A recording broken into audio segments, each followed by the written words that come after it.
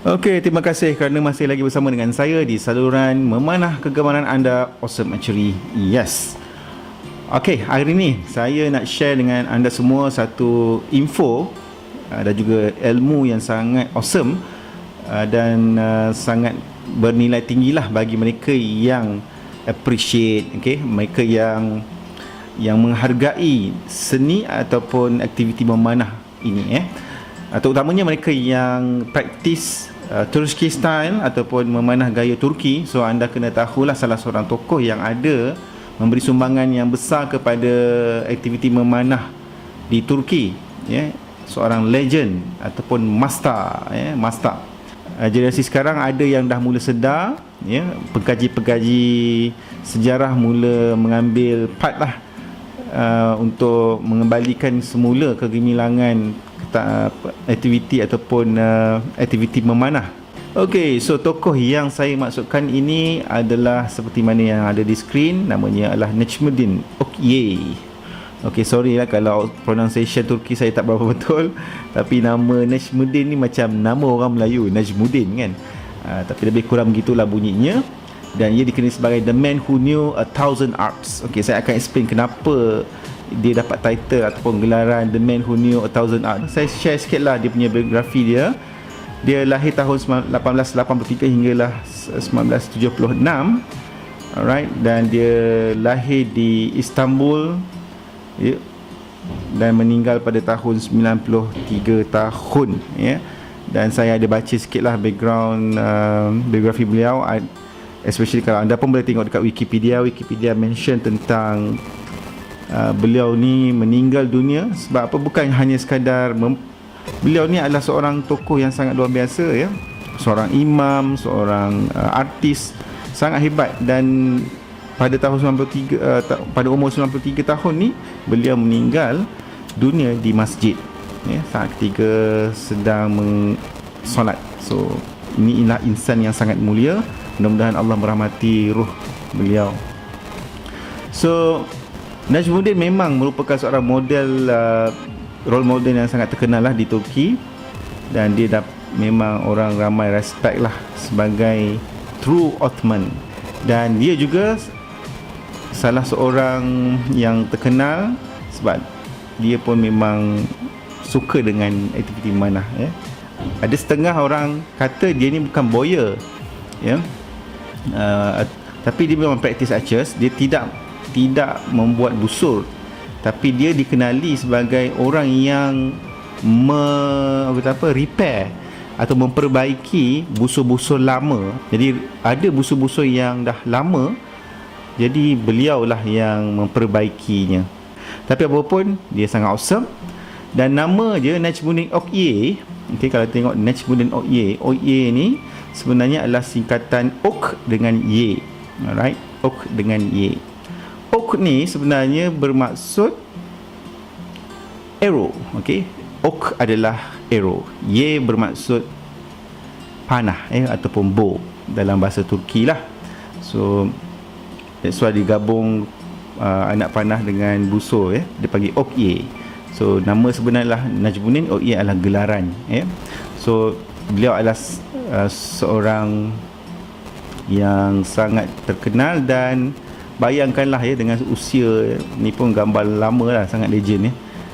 Kalau tengoklah umur macam ni kan, dah orang kata dah berumur lah, tapi passion dia terhadap archery memang sangat luar biasa.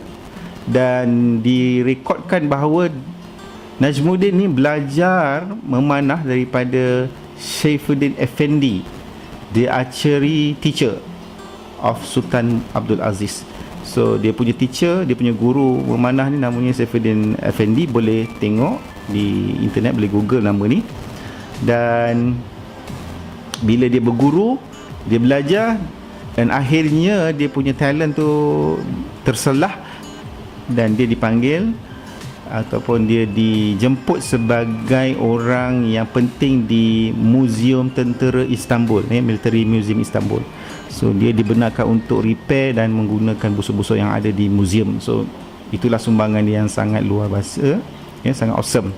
Ini gambar yang famous lah dekat Google. Kalau you all Google, memang akan nampak famous picture, dan ni ada dekat museum di Istanbul, dan dia demonstrate full draw dengan Cypher.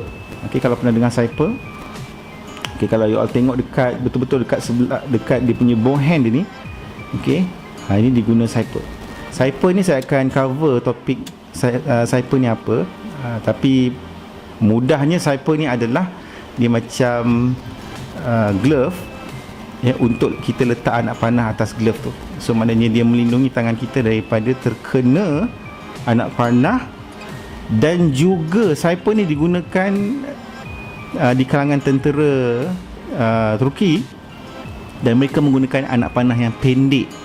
That's why kalau musuh dia orang dapat je anak panah tentera Turki, dia orang tak boleh pakai sebab arrow dia orang pendek. So dia orang tentera Turki ni menggunakan Cypher. Okay, so memang sangat unik dan menarik lah.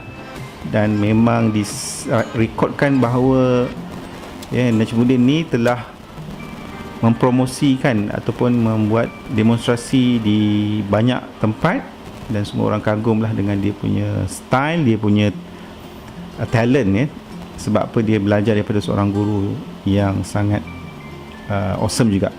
Dunia semakin moden dan ramai yang tak berminat jadi tak ramailah yang praktis. Jadi kalau lihat pada gambar ni, ini gambar yang memang ada dalam Google, boleh lihat Najmuddin pun praktis dengan kumpulan yang agak kecil dan orang-orang tua je. So golongan muda belum cukup ramai lagi lah. Dan memang pewaris negara ni, cara memanah bentuk bow Turki guna Cypher, semua ni memang sangat-sangat penting. Dia adalah legasi negara yang harus dipertahankan. Dan akhirnya memang tak ramai pun student ada satu saat, ada satu ketika, ada satu tahun tersebut, saya tak dapat infonya, tapi disebutkan dalam artikel, ada mention tentang ada satu zaman tu memang, tahun tu memang tak ada ramai yang praktis, dan akhirnya ilmu ataupun skill memanah gaya Turki ni hilang dan hanya tinggal pada rekod-rekod buku sahaja. Okey, so itulah legasi yang sangat luar biasa yang ditinggalkan oleh Najmuddin. Alright, dan kalau lihat pada slide yang pertama ni, The Man Who Knew 1,000 Art, sebenarnya Najmuddin ni dia bukan hanya sekadar memperbaiki busur ataupun memanah, tapi dia ada jiwa yang sangat halus. Jiwa yang sangat halus. Okey, so dia memang seorang seni, artis yang sangat dihormati di Turki. Sebab apa, Najmuddin ni bukan hanya sekadar memanah, dia tahu memperbaiki, tapi dia seorang kaligrafi. Dia juga minat pada bunga ros. Dia cultivate bunga sangat banyak. Ada saya tengok website tu, ada, dia kata dia ada banyak, ribuan bunga ros di rumahnya. Okey, dan dia suka melukis. Okey, melukis dekat paper, Turkish paper, marbling disebut. So dia sangat tinggi seni dia. Okey, dan dia digelar sebagai Hezarfen. Okey, ini pronunciation bahasa Turki, saya pun mungkin salah. Okey, dia punya ejaan adalah Hezarfen. Bermaksud Hezarfen ni adalah person of 1,000 sciences. So dia ni seorang tapi mewakili 1,000 orang lah. Dia punya talent tu sangat bagus, sangat berkualiti tinggi dan hebat orangnya. Dan yang paling menariknya, berdasarkan catatan sejarah, Najmuddin ni seorang yang memang konsisten. Dia belajar, dia seorang pelajar yang bagus, dia seorang teacher yang bagus juga, seorang guru yang bagus, dan dia tak pernah berhenti belajar. That's why lah, kalau kita tengok dia punya gambar, nanti you boleh Google juga. So memang orangnya sangat awesome lah, sangat luar biasa. Okay, kalau you all Google nama Najmuddin ni, Okye ni, okay, you akan nampak juga dia sebagai The Ebru Makers. The Ebru Makers ni kalau lihat ya, Ebru Makers ni maksudnya dia adalah seorang yang master, dia adalah orang yang sangat-sangat tinggi bakatnya buat kaligrafi, dan kaligrafi ni jugalah ditranslate pada busur Turki. Alright, okay, saya rasa itu info yang sangat bermanfaat untuk anda ketahui tentang Najmuddin Uqyir ni. So saya share sebab saya pun sambil lihat ada tokoh-tokoh yang menarik untuk diketengahkan, dan anda mungkin boleh dapatlah buku-buku ataupun catatan beliau Najmuddin Uqyir. Anda boleh lihat macam mana dia punya passion terhadap aktiviti memanah, dan sumbangannya sangat besar kepada sejarah terutamanya bahagian memanah lah di Turki. Dan saya kalau lihat dekat sini sekali lagi saya ulang, berkaitan dengan Cyper. Inilah Cyper ya. Jadi kalau saya zoom sikit, Cyper. So ini adalah Cyper. Alright, Cyper. So Cyper ni memang melindungi tangan daripada cala lah, ataupun daripada friction, geseran anak panah.